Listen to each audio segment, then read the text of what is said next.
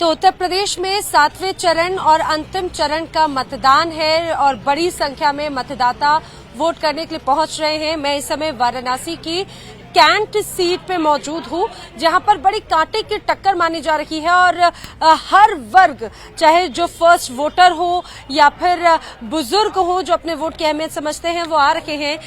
Vote डाल दिया है आप लोगों ने? जी हाँ, वोट डाल दिया। जरा ऐसे उंगली दिखाते हुए, किस मुद्दे को ध्यान में रखते हुए वोट डाला आपने?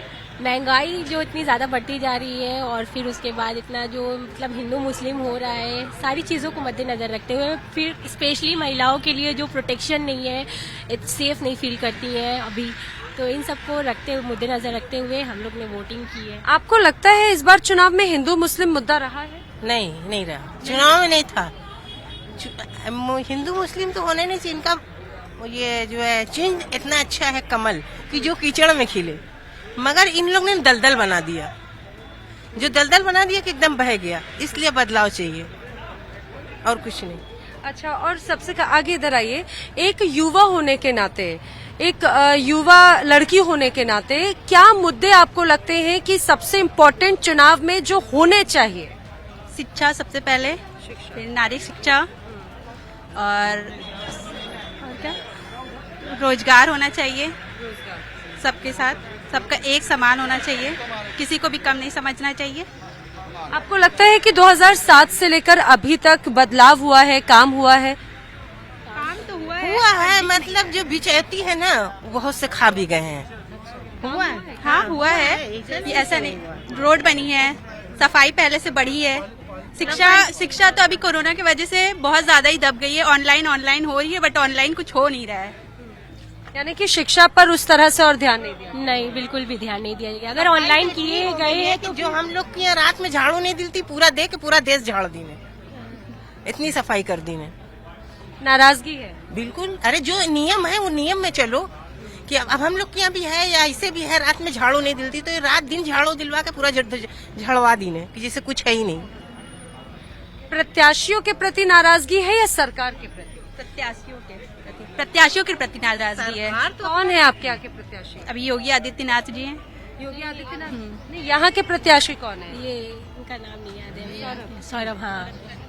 अच्छा अंकल जी, आप बताइए, आपने वाराणसी को बदलते बनते देखा होगा, और जो इस बार के चुनाव में आपको सबसे इम्पोर्टेंट मुद्दा क्या लगा?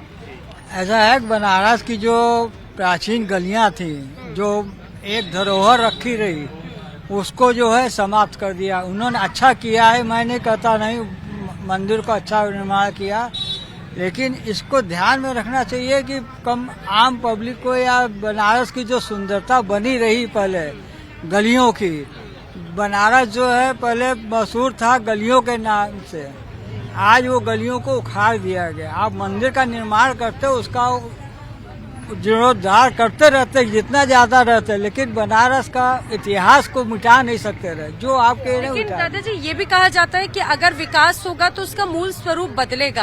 आपको लगता है कि जो ट्रैफिक की व्यवस्था है वो इन गलियों की वजह से है, और आने वाले वक्त में क्या वो बदलेगी? देखिए, देश की पॉपुलेशन बढ़ेगी तो क्या में ट्रैफिक बढ़ेगा ही, इसलिए उस पर क्या परिवर्तन होना चाहिए, इसको मुद्दे पर ध्यान रखना चाहिए। आपने पहली बार वोट डाला है? जी। अच्छा, बतौर युवा क्या आपके मन में सबसे अहम इम्पोर्टेंट मुद्दा रहा, विषय रहा? मेन तो यही रहा कि जो एजुकेशन का सिस्टम था वो काफ़ी इम्प्रूव हुआ है। जो बच्चों को स्कॉलरशिप का एक था, वो चीज़ उन्होंने काफ़ी अच्छा किया है। और तीसरी चीज़, सबसे इम्पोर्टेंट चीज़, वो महंगाई उन्होंने थोड़ी बढ़ा दी, जिसकी वजह से थोड़ी नाराज़गी है। बाकी सब उन्होंने काम तो अच्छा किया है। महंगाई के अलावा भी और कोई मुद्दा है क्या आंटी जी? हम क्या बोल रहे हैं? अरे आप बताओ तो, क्या आपने वोट डाल दिया है? जरा दिखाओ ऐसे करके, कहाँ वोट निशान लगा, इधर देखिए। क्या सोचकर वोट दिया है? किसको जिताओगी? अरे बोलने तो दीजिए भाई। कोई भी जीत जाए, जिसको वोट दिया वो जीत जाएगा।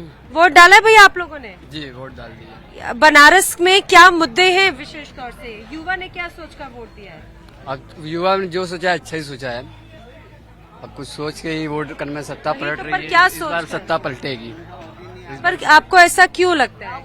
ऐसा लगता है कि महंगाई और जो क्रम है अत्याचार जो बनारस में हो रहा है या क्रम में अन्य देश में हो रहा है, तो उस वजह से क्रम में पब्लिक को परेशानी हो रही है, तो इस वजह से इस बार सत्ता पलटेगी। आपको ऐसा लगता है कि महंगाई मुद्दा है इस चुनाव में, क्योंकि महंगाई के अलावा हर चीज के बारे में बात हुई? महंगाई तो बहुत ज्यादा है। गरीब आदमी जो है कितना कमाएगा, कितना 100 रुपया कमा रहा है, 200 रुपया रोज का खर्चा है। तो क्या इस मुद्दे को ध्यान में रखते हुए वोट किया है आज? हाँ, वोट हम लोग इसीलिए किया है कि कोई भी सरकार आए जिसको हमने अच्छा समझा उसको दिया कि वो अच्छी सरकार चलाएगा।